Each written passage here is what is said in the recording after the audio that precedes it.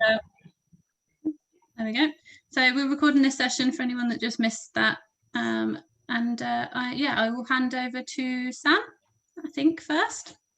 Yeah, great. Lovely to meet you guys. So I've got the easy job. I get to toot our own horn now. So my job is here just to talk about what we do, which hopefully will provide some information to you guys and hopefully to those who you support and around you. So my name is Samson Dawodu. I'm a solicitor at Disability Law Service. I'm a newly qualified solicitor, qualifying in April of this year. I've been with Disability Law Service since 2016, September, joined as a volunteer and thankfully had the opportunity to work my way up to where I'm at now. So Disability Law Service, of course, is a charity. We provide free legal advice and representation to disabled people and their carers. We've been around since 1975. We're based in London, but of course we provide advice, representation, and assistance across England and Wales. It's about 14 of us, which comprises of advisors and solicitors and 2 management staff. And we have 3 patrons who support us. Luke Clements, who's the eminent professor in community care.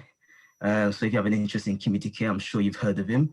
Sir A. Davey MP, the head of the Lib Dems, and Andrew Small, who is a Paralympian.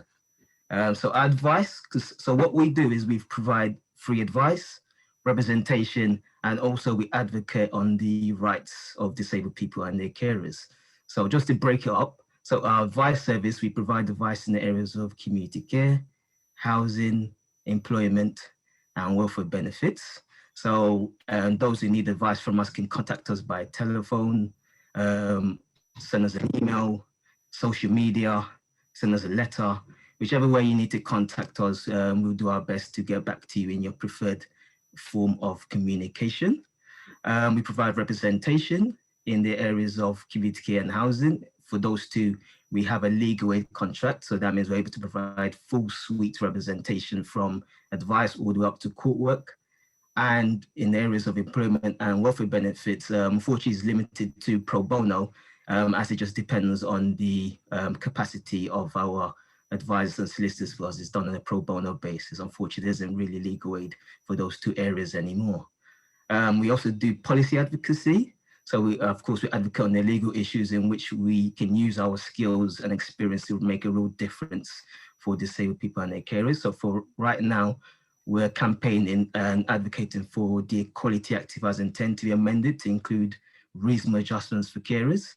And Sir Ed Davis had the opportunity to present a bill to Parliament, which hopefully will go somewhere. But of course, it just depends on, how bills can unfortunately be sidestepped. And of course, we're also advocating for the rights of autistic children, as we had discovered that many local authorities across England and Wales have discriminatory policies in which care services are limited or for children with autism. And so thanks to our hard work, we've had a number of local authorities amend their policies and review their policies. And of course, we continue to work to make sure all local authorities across England and Wales do not discriminate against autistic children. So that's who we are. And of course, towards the end, I'm sure we have an opportunity to answer some questions. I can go into more if need be, but that's me. Over to you, Priya. Yeah, thanks, Sam. So I'm Priya. I'm also a solicitor. I work in the community care and housing teams, and I also deal with the social media for the organisation. So if you are on any platforms like Facebook, Twitter, LinkedIn or Instagram, and you can follow us, because we always post every day something really interesting for our followers where they can self-advocate or news that affect people with impairments. So with our community care service, we have 2 services. So the first one is the advice line, where we provide free advice. It doesn't matter what your finances are. We provide one-off advice to people in England and Wales relating to anything to do with community care. And we also have the legal aid service, where we represent clients under our legal aid contract. And so you'd have to be eligible for legal aid for us to support you. And the types of areas that come up are firstly to do with care assessments. So if somebody has an impairment that affects them, they can have an assessment of their care needs, and that's carried out by the local authority. And what happens is a care plan is drawn up, and if they're unable to meet 2 or more of the criteria, which covers nutrition, getting dressed, getting out into the community, also covers personal hygiene, support with employment or volunteering, or being able to look after your own child as well, someone who's under the age of 18. So if they're eligible, then they would have a care plan, and they can either have carers from an agency to look after them, or they can have direct payments. So direct payments are monetary payments given to the person to manage their own care needs. And essentially you'd be an employer, the person would be, but the council can, in some councils can support you with that, with those admin duties. So the types of problems that come up with care assessments are things like not enough hours to meet the person's needs, because maybe somebody needs more help in the morning and they only have half an hour. So, we can help in increasing that by asking for a review, or asking for an advocate to be part of that assessment, or obtaining some sort of medical evidence to try and increase the care. And the other issues that come up is that local authorities don't actually carry out the assessment on time. I did read an article a few weeks ago in The Guardian that said there are about 75,000 people in the UK at the moment waiting for a care assessment, and these sort of delays can mean that the person's health becomes a lot worse. So we can try and help in moving that assessment forward and getting it carried out as soon as possible. So the other area that we cover are financial assessments. So when somebody does have a care assessment, they are also assessed financially to see whether or not they need to contribute towards their care. And so in that assessment, the council have to take into account the income, capital, any savings, and disability related expenses. If the person is married, then their partner's finances are also looked into. And the sort of problems that come up are just the finances, the contribution is too high, and it means that the person ends up in some sort of financial hardship. So we can help in trying to see whether the financial assessment was carried out properly, and to see whether they actually applied disability related expenses, because that's the main way you can get a reduction in your contribution. So when we do look at cases, we have often seen that councils haven't actually taken into account all of someone's expenses. So disability related expenses are any expenses that somebody has that is related to their condition and which they pay for themselves. So it's not met by the NHS or the social services. And these can include things like incontinence pads, which are not provided by the NHS because the NHS sometimes only provide a certain type. It can be any equipment that someone has bought, which they've had to use for their own money. It could be nighttime care, which is not met by the council. So it's basically anything, like even like vitamin supplements, which the NHS can't provide. So another area that we often see coming up is disabled facilities grants. And that's a grant that is given by councils to adapt someone's home. And so what's done initially is an OT assessment. An occupational therapist will come to the person's home to assess what equipment and adaptations are needed. And then that'll go back to the local authority and they'll make a decision as to whether they agree to the adaptations. So adaptations can be anything. It can be widening doors, it can be putting a ramp there, it can be making a wet room, it could be installing a stair lift or through floor lift, those sorts of things. And the types of issues that we see coming up a lot are the delays in getting the work done. So sometimes people are having to wait 2 years because they're in dispute with the council over the plans. The other issues are, just the contribution, or, the main one is delays really, which can have an effect on the person's health.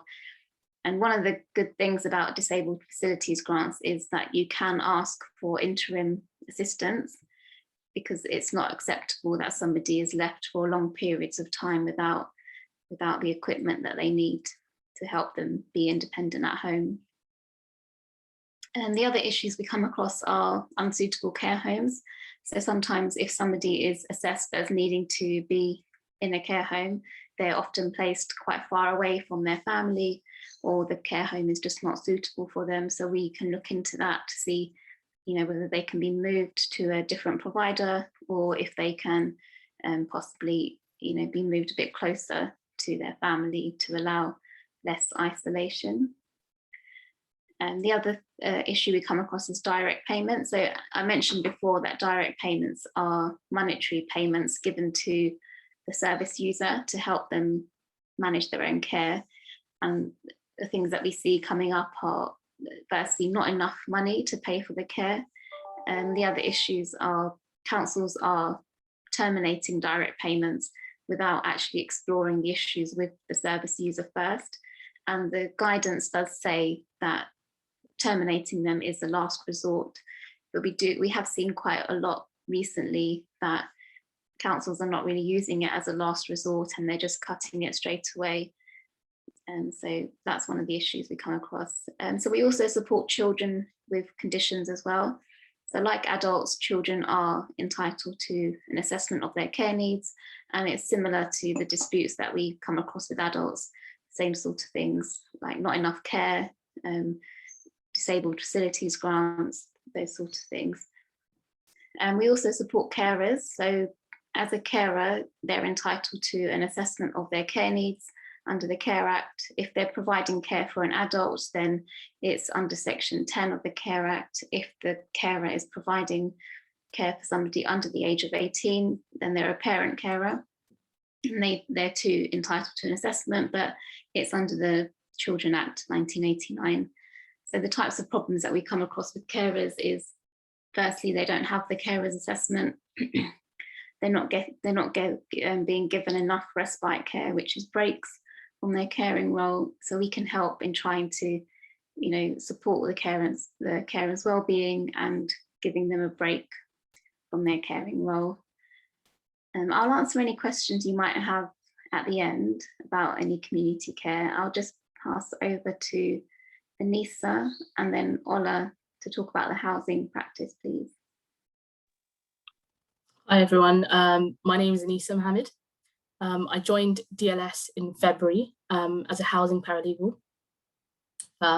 So I'll talk about the advice line, which I work on primarily.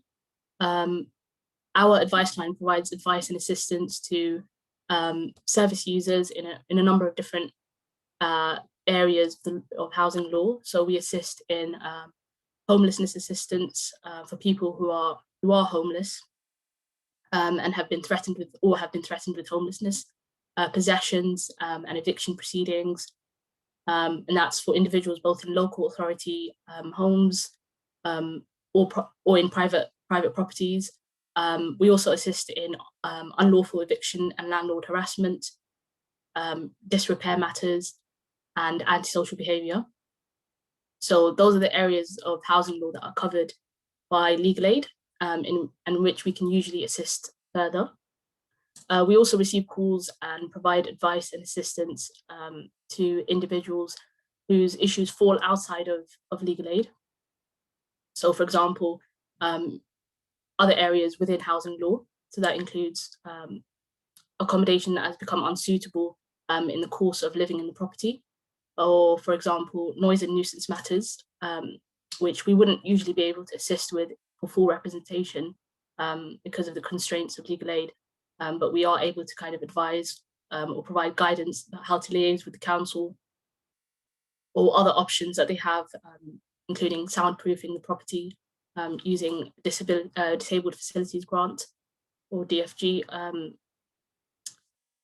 We also receive calls about other matters that are outside of housing law.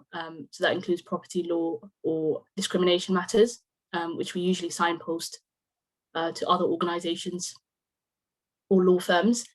I think my experience with the advice line so far it's been quite busy throughout the week. So we receive calls throughout the week, also on the weekends, where people can leave messages for us.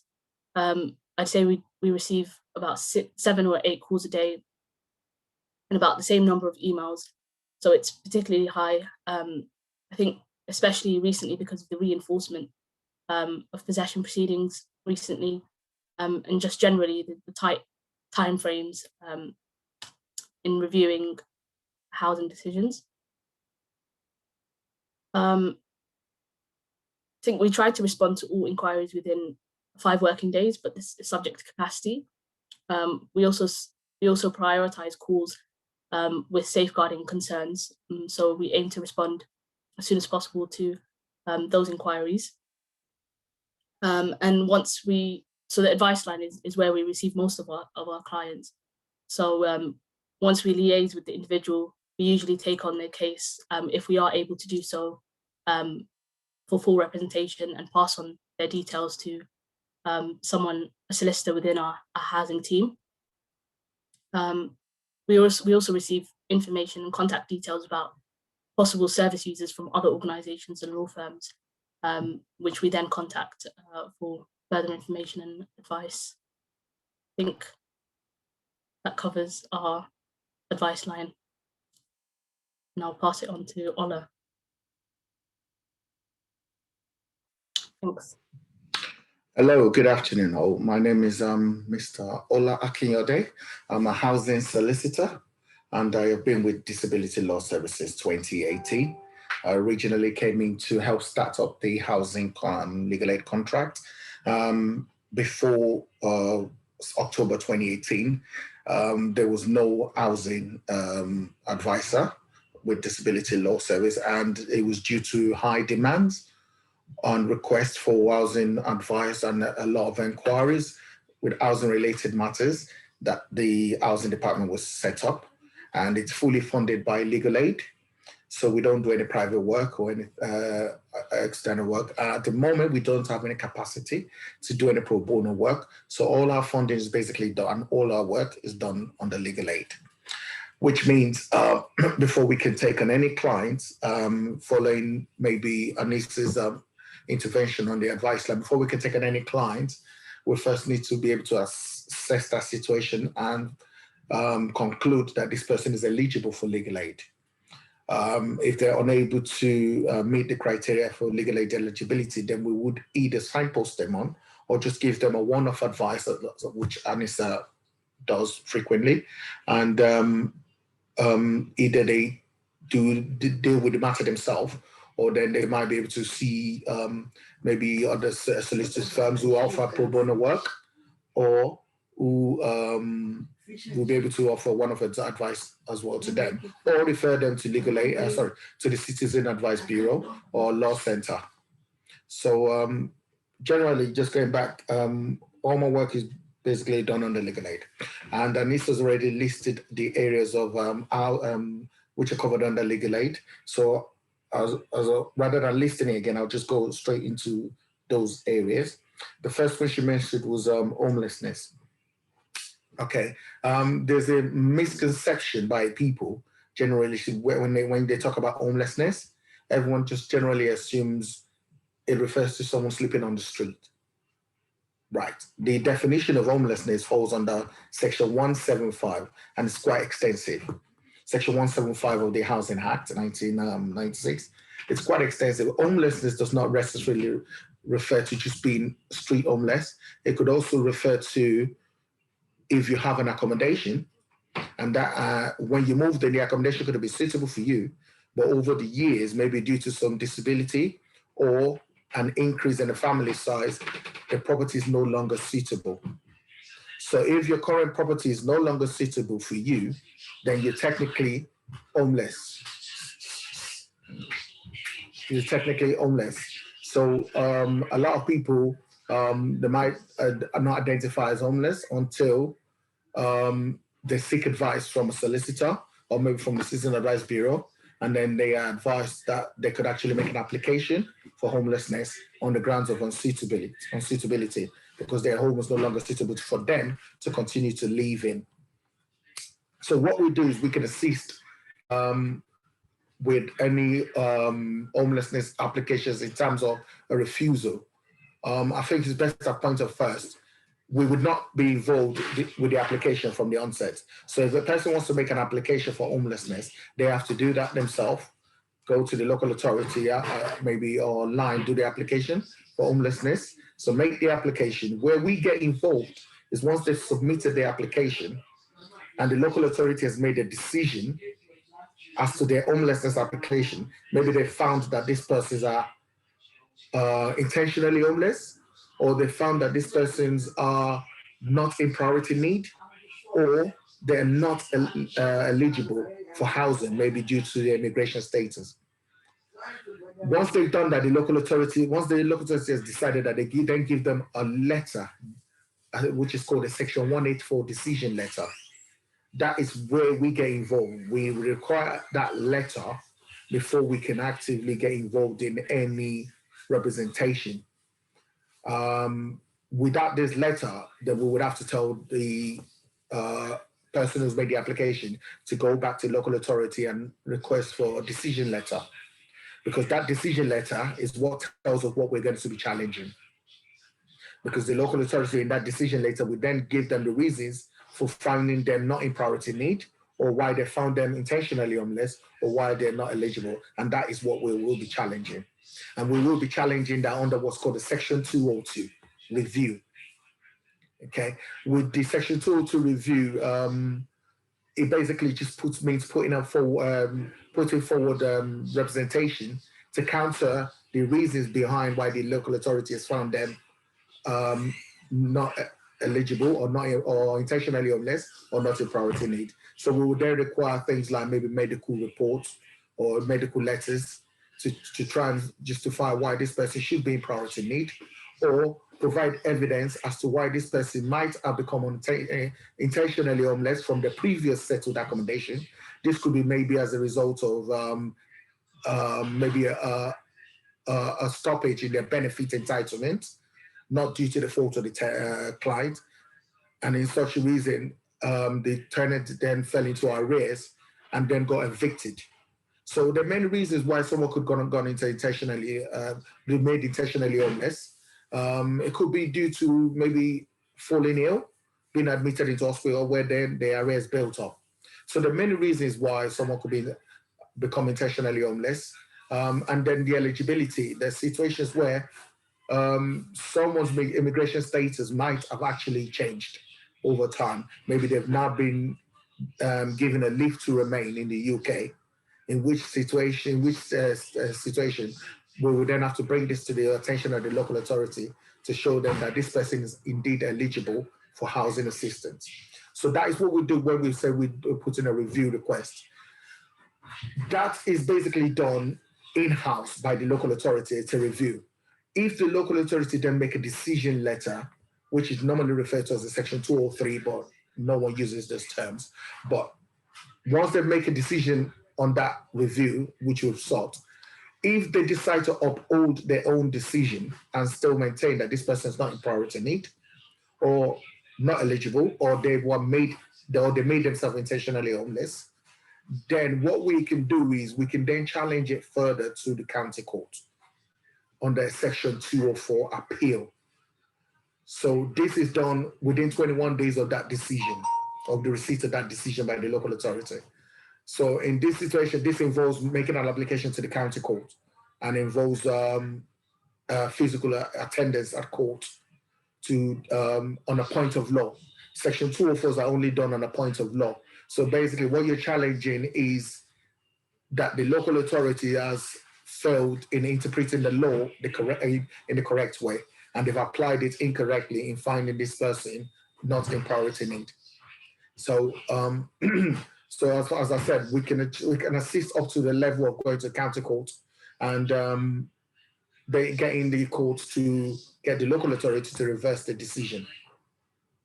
If the court then finds in the client's favor, what the court will then do is either quash the decision of the local authority, or invite the local authority, send the matter back to the local authority for them to review their decision And obviously that means coming up with a different decision.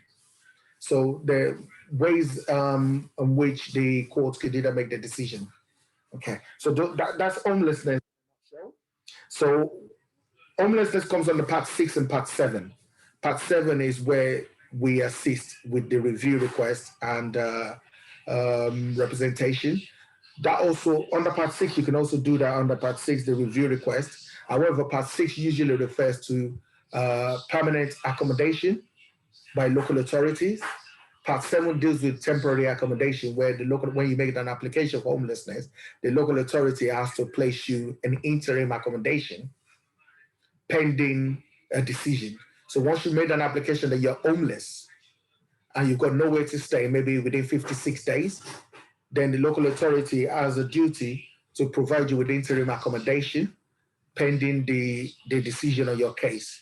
And once they've made a decision, which is then the Section 184 decision, and if it's in your favor, then what they do is they will now say to the applicant that the applicant is owed the main housing duty under Section 193, which means the local authority will take every step to make sure they secure accommodation for this person. So that is homelessness in a nutshell. The second area which we deal with, possession matters. We can assist with defending any possession matters, could be antisocial behavior matters brought by the local authority or private landlord or housing association under Section 8, or we can deal with it under Section 21. Maybe the landlord simply wants his property back, a private landlord, or even a housing association simply wants the property back and the tenancy is ended. We can assist with defending Section 21 proceedings, all at the county court. Generally, when a tenant first receives a letter from a local authority, from a landlord, advising them that the landlord is seeking possession of the property, the landlord will issue what is called a Section 21 notice. That Section 21 notice gives them 2 months to vacate the property. Obviously, during the COVID period, these periods were extended up to a period of 6 months. So landlords during the pandemic, were told to issue 6 months notice as opposed to a general 2 months notice. And at the height of the pandemic, it was actually increased to 10 months notice. So this was to avoid people getting evicted during the pandemic. But as we've come out of lockdown now, it's expected that all this will begin to reduce, and the notice periods will no longer be 6 or 10 months. It will now become 2 months, back to what it was before. So within that 2 month period, the landlord expects the tenant to leave the property. If the tenant does not leave the property, then what's going to happen is the landlord then has to take steps by going to court to by making an application to the court to seek possession of that property. Initially, when the tenant receives a letter from the landlord advising of the 2 months notice, if they come to us, what we do at that stage is simply advise them on what the landlord ought to do, or make sure the landlord has followed the correct procedure in serving them a notice. At that stage, because they've not been issued with court proceedings, we can't engage in any representation at the court. We can only advise them. So once the landlord has now gone to the court and begun proceedings, that is where we can get involved with representation and open up a legal aid certificate to represent the tenant at the court. So that's the Section 21. With the Section 8, this is usually used by social landlords like the local authorities or housing association. With Section 8 and notices, it usually means the landlord is relying on some grounds, either mandatory grounds, which are grounds 1 to 8, and then discretionary grounds, which are grounds 9 to 17. If a landlord uses a mandatory ground, one of the most frequently used mandatory grounds is the ground 8. that's usually due to arrears. So if the landlord uses a ground hate, if they're able to show that the tenant is in at least 2 months arrears, then the court is most likely going to grant possession to the landlord. It is a mandatory grant. It means the court has got no say in whether or no discretion in allowing the tenant to remain. If the landlord is able to show a mandatory ground hate has been satisfied, then the court has to grant possession to the landlord. So what we then generally tend to do is if the grounds which the tenant has used, which the landlord has used is a ground hate, we usually tell the tenant, you need to take steps now to clear those arrears, or at least reduce the arrears substantially below a 2 month arrears. Because when you go to court, you would then be showing to the court that the tenant is not in 2 months arrears, in which case the ground hate cannot be satisfied. So that is the ground hate, and that's the one that's frequently used. If it's a ground, if that situation, if the tenant is not in 2 months arrears, but it's constantly in arrears, the landlord will tend to use what's called discretionary ground 10 and 11. Basically, ground 10 and 11 just means they're still asking the courts to grant their possession because the tenant is persistently late in paying their rent or constantly in arrears. So at that situation, at that stance, it's up to the court to grant a discretion as to whether, or use the discretion whether to grant possession or not. In most cases, if a tenant can show that they will be severely, not disadvantaged, affected if the court grants possession, and that it would affect their well-being. And when in such instances, I'll be referring to 10 clients who are maybe registered disabled clients, clients who could show that they've got a disability. In those cases, they'll be asking the court to use the discretion not to grant possession to the local authority because they will be severely affected. So that's housing section 8 and section 21 possession. It's quite more detailed.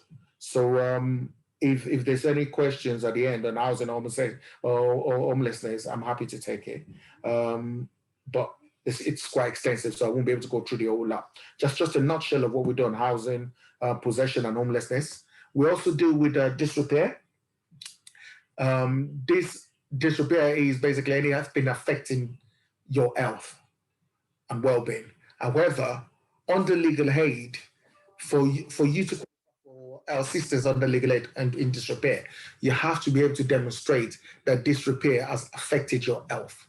So it's not good enough to simply say, I've got a cold, I've got asthma due to damp or due to mold in my property. You have to actually be able to demonstrate how the asthma, how the mold or cold dampness has impacted on your health, has made your health worse. The only way you would be able to do that is obviously by having maybe a doctor's report or a doctor's letter confirming how the disrepair has made your health worse. So take, for instance, a person who's asthmatic and living in a property that's got damp or mold, or the property is constantly cold. If they're able to demonstrate that the asthma has been made worse due to the damp or the cold and the mold, then they would qualify for legal aid disrepair. And usually the doctor will be able to testify to this by saying maybe if the person was on medication, the medications over time have been increased due to the problems with their property where they live in, and due to the fact that that's made their health worse. So things like that, you just need to be able to show how it's affected your health, in which before we can actually take those cases on and assist on that legal aid. As in, I mean, when I say take those, I mean disrepair cases. If the tenant or client is not able to show or prove that this disrepair has affected their health, what we can generally do is just offer a one-off advice or refer them to some solicitor firms who deal with, might not take on legal aid cases, but deal with disrepair and might be able to help them under a no win, no fee condition. So we might be able to refer them to those solicitors. So that's disrepair. We also deal with unlawful evictions and injunctions. This is where a landlord has unlawfully evicted a tenant, maybe changed the locks before the tenants go back. Landlords are not allowed to do that, are not supposed to do that. A landlord's not allowed to throw a tenant's belongings out of the property. So if a landlord does that, they would have committed an offence.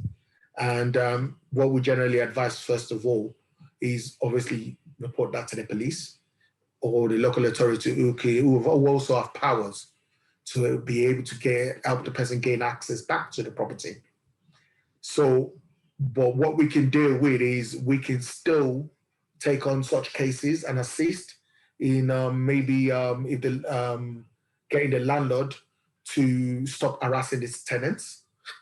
Because if the landlord is obviously threatening to evict a person or has evicted a person, it's also a form of harassment.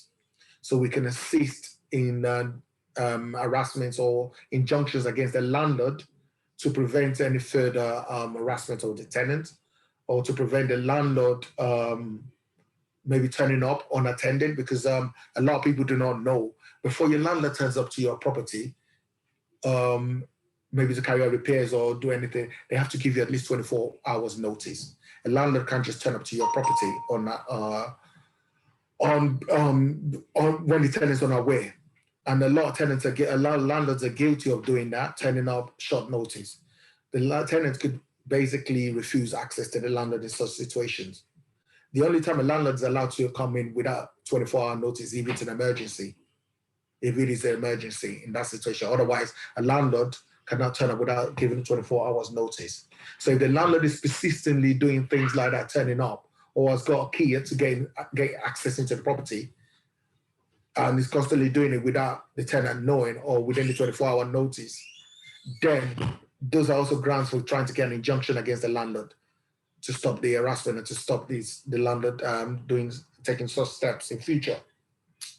So that's unlawful eviction and harassment. And harassment and injunction it's not limited to landlords. It also covers neighbors. So if a tenant has a problem with the neighbor, maybe noise, and they've taken all steps possible through the local authority, they've tried some form of mediation with the neighbor to resolve the noise issue or the problems they have with the neighbor, and all steps they've taken have failed, then what they can do is seek advice from a solicitor. We deal with harassment, neighbor harassment as well. And we can get involved by initially writing to the neighbor, which what's called a cease and desist letter, advising the neighbor of what they're doing to our client, how it's affecting our client, and asking them to stop. And failure to stop would mean we will be going to the court to seek an injunction against them to stop such unlawful harassment or unsocial behavior proceeding. So that's injunctions and protections from harassment. In housing, I need to stress that, and that only comes under housing. So when I say harassment, I don't mean harassment that occurs on the street. It has to be within the housing context. So with neighbors, not just someone harassed someone else on the street or on a bus. We don't deal with that. That's a criminal matter. It has to be housing, and that comes under civil within a housing context. And then finally, we did with antisocial behavior. Defending antisocial behavior, that basically comes under possession, mostly under possession, is one of the grounds of which the local authority or anyone can use to try and get possession, a mandatory ground, basically antisocial, breach of antisocial behavior. We can assist with antisocial behavior, advising on that. If the landlord, usually when a landlord wants to evict someone for antisocial behavior, they start off by issuing them with a notice or a letter advising the tenant that they intend to take proceedings against them. So what we can do is advise the clients at the initial stage, try to liaise with the local authority or the landlord as to the reason why the antisocial behavior is occurring, and try and resolve the situation at the earlier stage before it goes further to court proceedings. So, but once if he does get to court proceedings, we are still able to, under our legal aid contract, assist in defending any antisocial behavior orders being brought against a person within the housing context. So in a nutshell, that's what we do in housing. We'll invite you to ask us any questions on all the areas we've talked about. Okay.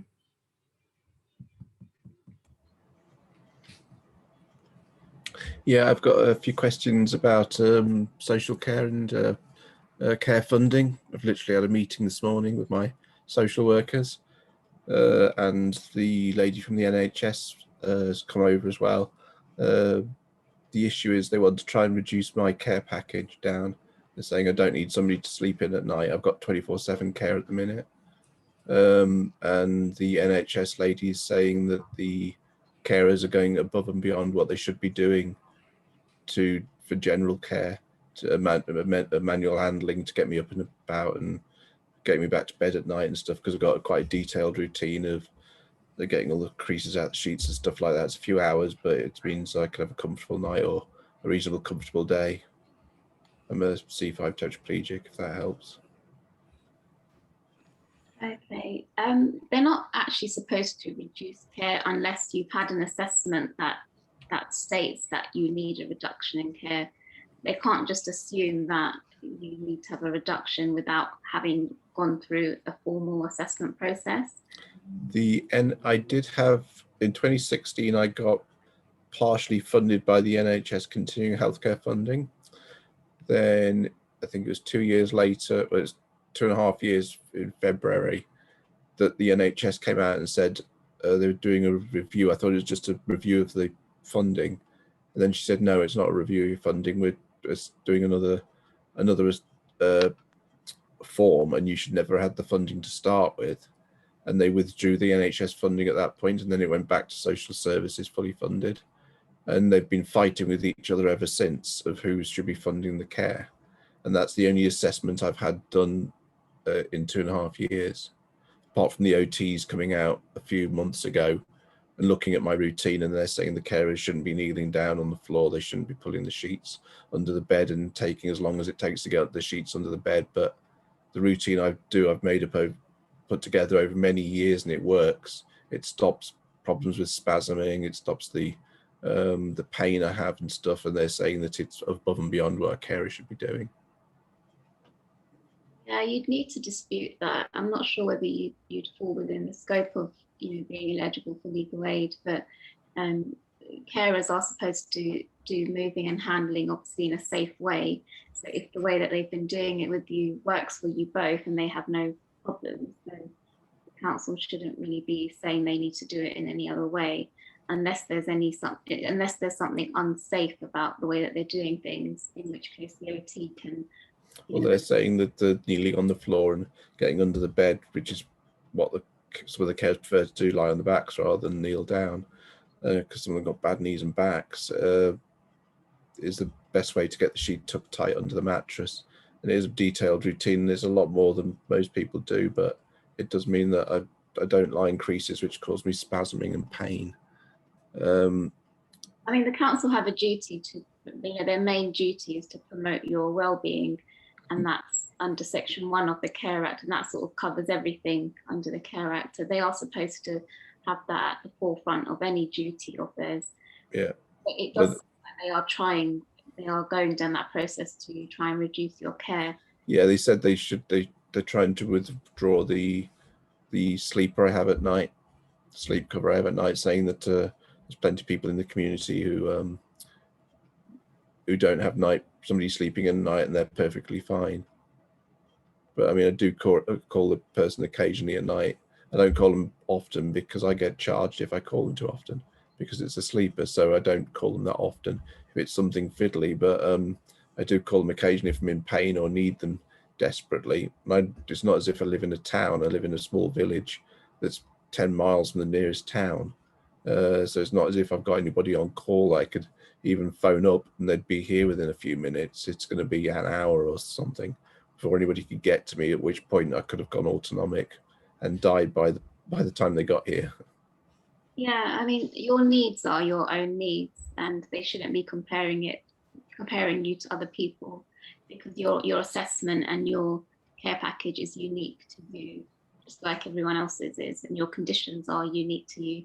Every condition affects everyone differently. So if there are risks involved in you not having nighttime care support, then they need to be aware of that. And if your doctor or consultant can write anything for you, then that will be helpful.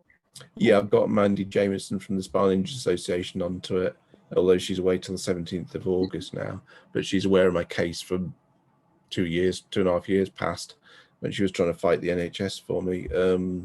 I did emphasize that every single thing I do for a reason, even though it may look like it's a bit of OCD. I can tell them, if they ask me the question, why do you do this? I'll tell you I do it because this has happened in the past. This is what I do to stop that problem happening. The problem doesn't happen anymore. Like the spasming of the back, which ripped my neck and cause autonomic dysreflexia. That problem doesn't happen now because I do a bit of the routine that stops that problem from ever occurring. But so they're going to go away, and then they said they're going to do a Zoom meeting with as many people as possible. And I said I'd get hold of a solicitor. It just happens to be your thing today, which I literally caught earlier, about seeking out a solicitor for continuing healthcare. They said they get hold of Mandy and the Spinal Injury Association and try to do a Zoom meeting where everybody can be on Zoom, and they can ask me any single question about the routine or do a specific thing, and I'll be able to tell them this is why I do it. Yeah, I mean, we can definitely help with social care disputes. About social care, we unfortunately don't take on cases in relation to NHS continuing healthcare, but yeah, please do get in touch if you need us to represent you. Sam, do you have anything else to add to that? Have I missed anything? Yeah, so I mean, the most important thing is, regardless of what the NHS and the council are in dispute, they can't just stop your care or cut your care. Their dispute is their dispute. No matter what, you should receive continuity of care. And in terms of if you need, for example, I'm not sure whether the reason why they believe your handling is unsafe is that because that it requires two people to accomplish. Is that potentially something that could be solved if you had, for example, 2-to-1 care at that point in time? Not really, because everything I do can really only be done by one carer. It can't be done with two people at the same time. It's all to do with the I think the main issue they've got is the constant pulling of the sheets to get it tight, doing that from side to side a couple of times, and then getting the sheet tucked tight under the mattress so that it's nice and tight underneath me and so there's no creases under my body. And I said to them today, I said, well, if you don't do that, then I'm going to need rotating every 4 hours and I'm going to need waking night because I'm going to have to be calling the carers because I'm in constant pain and spasming all the time, which is what I used to do. I used to have like waking nights and I'd be rotated every 4 hours. The routine I do now, it means that I get on the bed between 8 and 9 o'clock at night because I have to, because of the routine takes a few hours. And but then I'm flat on my back, and if the nurse isn't in to do bowel care till 11 o'clock, I'm flat on my back for about 15 hours. And I don't spasm. I've not any pressure sores in the last 26 years by doing the routine that I'm doing. So I think the point with that then is really it's not a decision for a social worker or for someone who doesn't have these expertise to make that decision. The decision should be made by reference to yourself and to your doctors and your medical professionals to work out, okay, if that is unsafe, then what is the next best solution? And if the next best solution is a bit more expensive, well, then tough, they have to fund it. So I'll keep that in the back of your mind. And then in the second issue, I think that was in terms of, sorry, just help me remind me, there was another issue in terms of the nighttime care issue. So again, the nighttime care issue, if you need nighttime care, then I think the best thing is, of course, if the evidence has not changed and you still need that supervision, whether it is a number to call for someone to come immediately run over to you or for someone to perhaps provide you wake-in care in a spare bedroom or whatever, then again, it must be done by reference to the evidence. So really, the final say. At the minute, it's a sleep-in care and they sleep in the bedroom.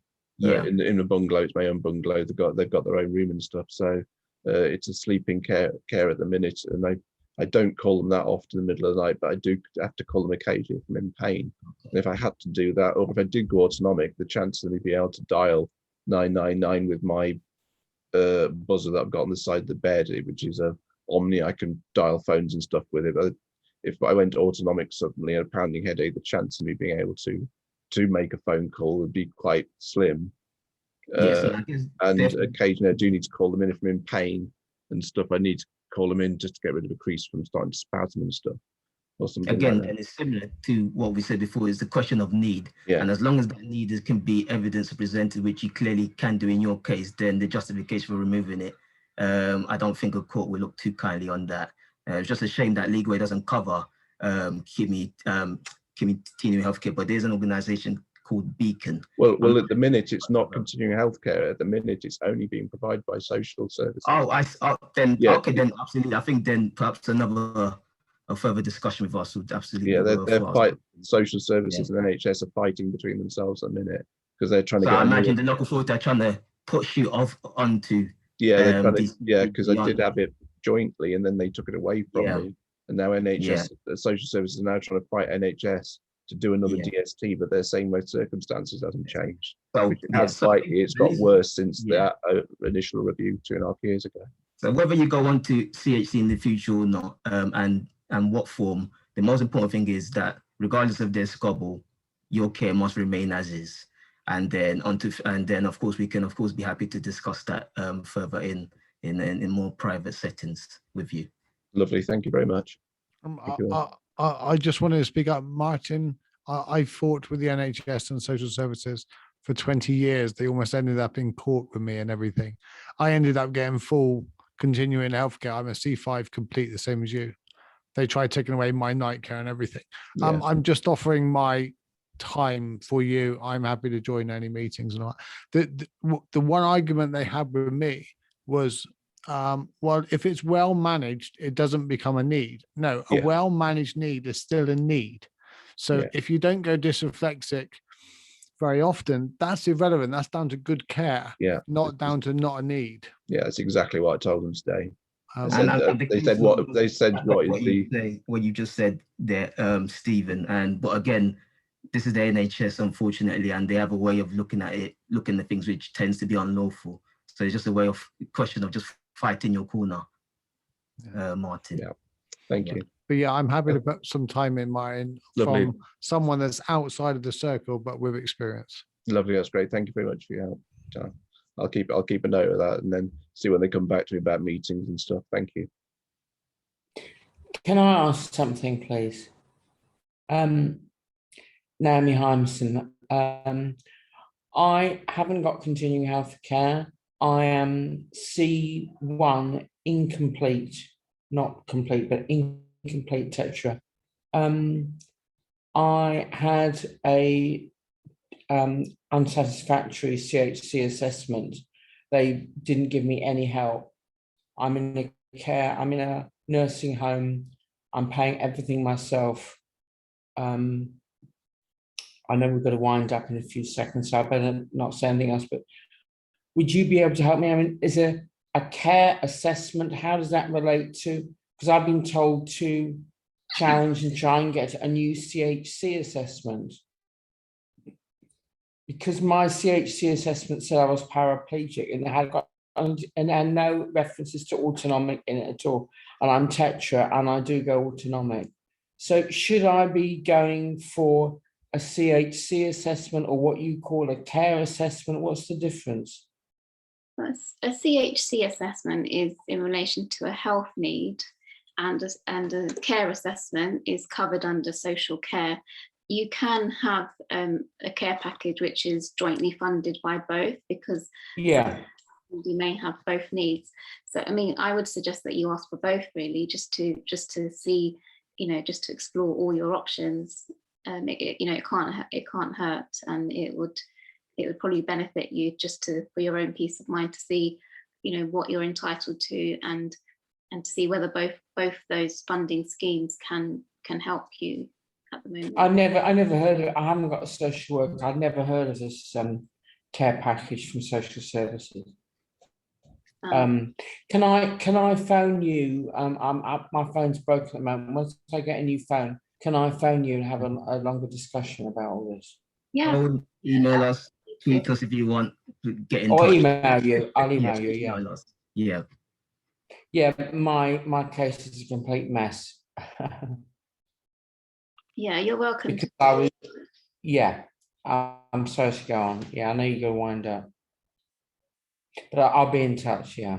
Great. We look forward to hearing from you. Thank you so much.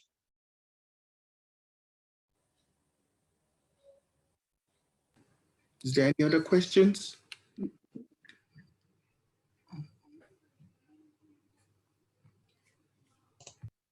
I will just say, I know you want to wrap this up. Can I just say really quickly, thank you for this talk. It's been quite handy. In my position of where I am at the moment, I'm getting, there's so many people come to me about care and been homeless and all different things and all that, not just spinally injured. But yeah, it's been quite helpful for me. So thank you. Welcome. Thank you very much, guys. I really appreciate it.